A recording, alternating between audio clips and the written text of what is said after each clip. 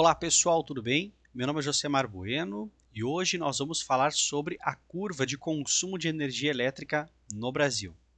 Mas então, qual a vantagem, de saber sobre o consumo de energia elétrica de uma visão tão macro, ou seja, todo o país, Bom, a Câmara de Comercialização, ela tem essa ferramenta aqui que mostra o consumo de energia. Então, aqui só para vocês terem uma ideia, eu coloquei a variação por percentual, no método de análise.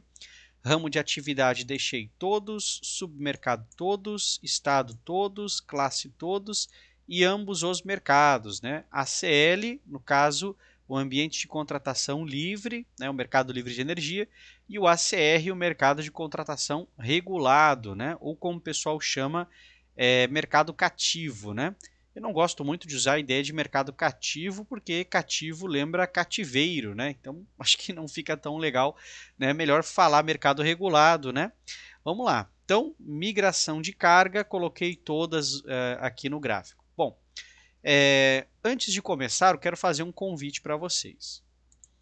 Então, eu quero convidar vocês para conhecer o curso de 50 horas sobre o mercado livre de energia, onde 32 horas são no formato de videoaulas. Então, quando você adquire o curso, você já tem esse material disponível, e as outras 18 horas são em aulas ao vivo, Aqui na página tem um vídeo explicando sobre o curso e aqui a apresentação com o conteúdo, E aqui só para falar rapidamente, temos aqui, por exemplo, a turma S1, que começa no dia 8 de abril, e a turma S4, que começa no dia 14 de outubro. Então, as turmas estão abertas o ano todo e, ao adquirir o curso, você pode escolher qual turma você quer participar. Então, se você não consegue participar numa data, provavelmente consegue em algumas outras dentro de 2023. Então, vamos lá, vamos para o nosso conteúdo. Então, pessoal, essa aqui é a curva de consumo de energia de todo o sistema interligado nacional. Então, todo o mercado brasileiro aqui. O que a gente consegue ver é uma comparação, pegando o mês de janeiro de 2021, comparando com o janeiro de 2022 e seguindo até dezembro. Então, o que estamos fazendo aqui é comparando a curva de consumo de 2021 até 2022, seguindo os mesmos meses como referência. Bom, por que isso é importante? 2020 foi um ano, basicamente não teve um mercado normal, por causa da Covid. Bom, em 2021 tivemos aí uma retomada econômica, e 2022, a princípio, nós podemos já comparar com a ideia da retomada. Porém, 2021 ele foi um ano que decepcionou um pouco, Porque o consumo de energia ele aumenta nos 3 primeiros meses, mas depois ele cai bastante, Então, assim, o mercado de energia ele é precificado a futuro. Então, por exemplo, se eu vou negociar uma compra de energia hoje, eu compro um contrato para o ano que vem ou para daqui a 2, 3 anos, Ou seja, eu vou olhar os preços futuros e comprar o preço futuro da energia. Então, grandes empresas, como por exemplo, empresas de metalurgia, empresas que trabalham com metais, empresas de minério, por exemplo, que consomem bastante energia, essas empresas elas negociam o futuro e isso vai ser um reflexo também do mercado que está acontecendo. Então, se elas tiverem uma diminuição na demanda, também vai acontecer a diminuição na demanda do mercado de energia. Então, o mercado de energia ele é quase como um reflexo do mercado financeiro. Se você tem muita negociação, ou seja, compra de grandes volumes futuros, você tem um reflexo dizendo, então, olha, o mercado vai aquecer, o mercado, então, promete. Porém, nós estamos saindo da pandemia, logo nós temos uma situação bastante complexa. Por quê? Por um lado, as empresas têm acesso à energia barata, elas precisam produzir bastante para tentar vender, ou seja, um custo mais baixo na parte de energia, tentam aumentar a produção para aumentar as vendas, porém o mercado demora a reagir porque as pessoas estão segurando um pouco os investimentos, segurando um pouco o consumo. porque alguns estão desempregados, outros estão com receio, né, de fazer dívidas, por exemplo. Então o mercado como um todo é afetado, né? Então o que acontece aqui?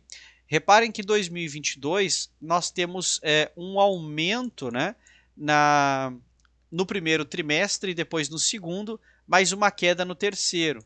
Essa queda que era esperada em função do cenário político, porque como é um ano que nós temos eleições, né? Então era normal, né? De fato, em função da incerteza, você não ter ali meios, né?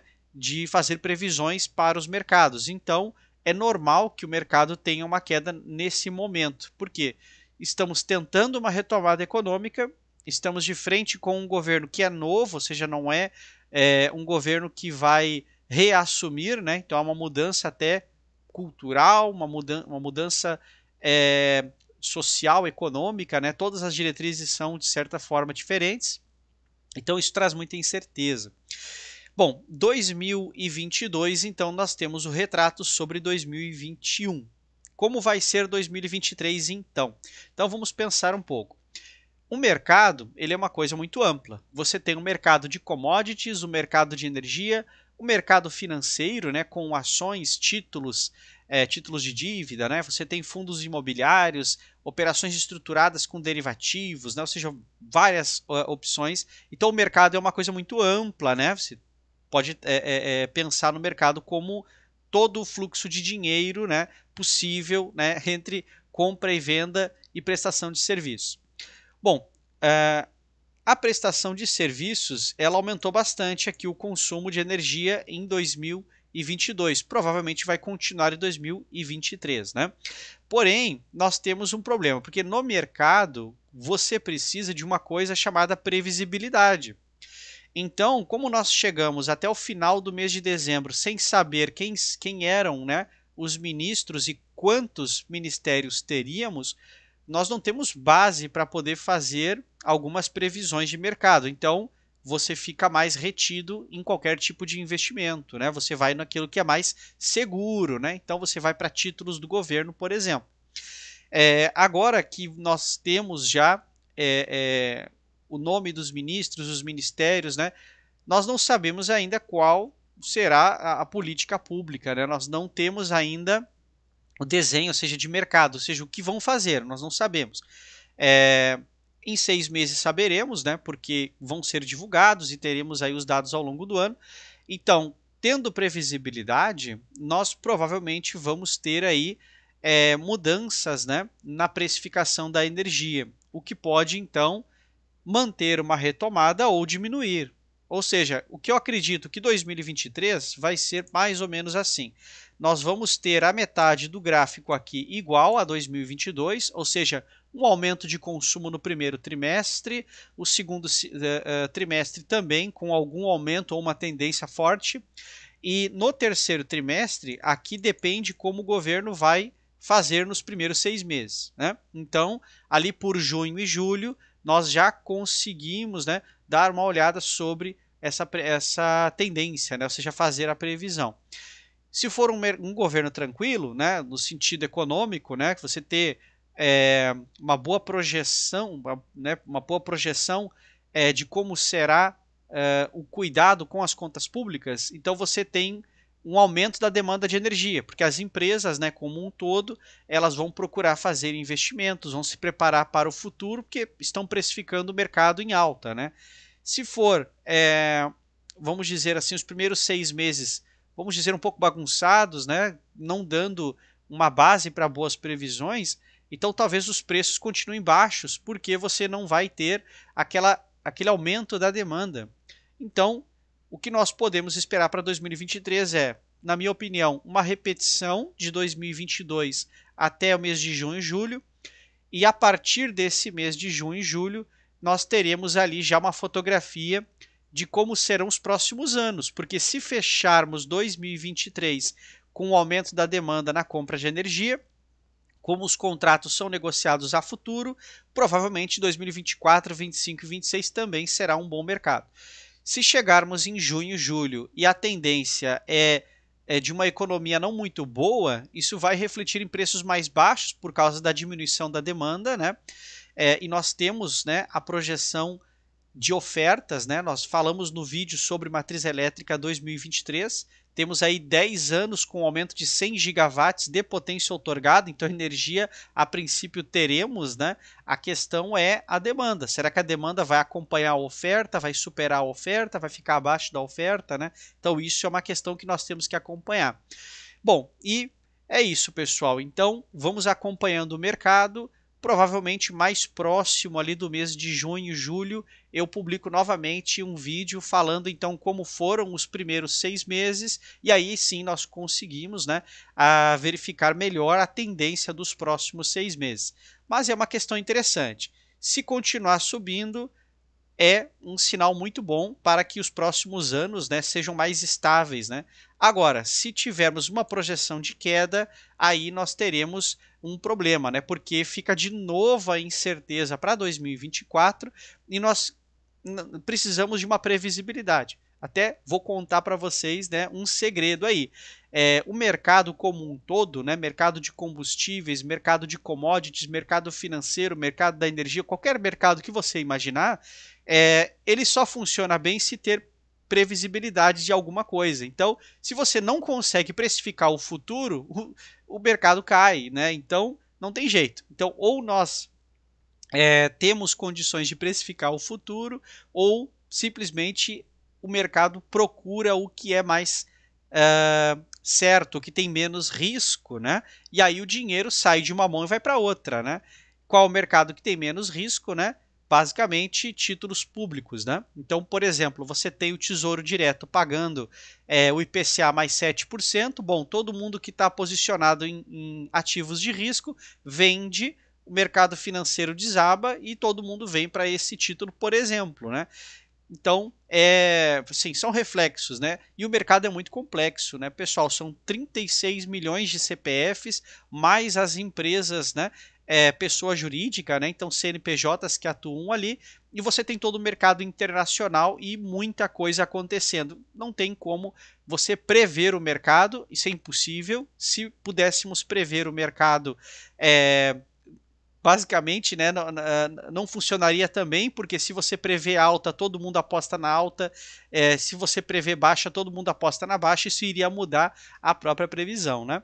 Então, o que nós temos ali é a tendência. Se existe um aumento de demanda ou uma diminuição da demanda, isso já é um gatilho para nós aproveitarmos o restante do contexto e avaliarmos aí como vai ser o mercado de energia. Certo, pessoal? Então, só uma reflexão, esse vídeo foi mais para a gente analisar o que já aconteceu e o que pode acontecer, né?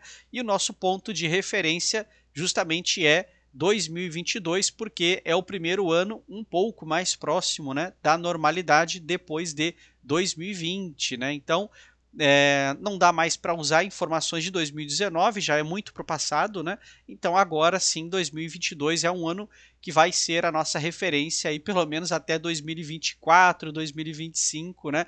Como uma base se estamos melhorando ou não, certo? Então, pessoal, fico por aqui e mais uma vez reforço o meu convite.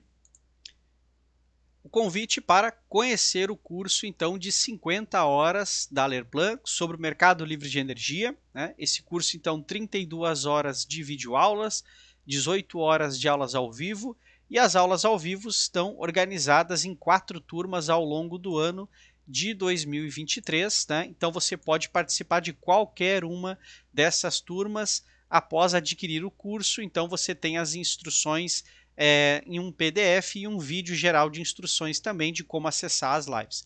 Certo, pessoal? Então, um grande abraço e até o nosso próximo vídeo.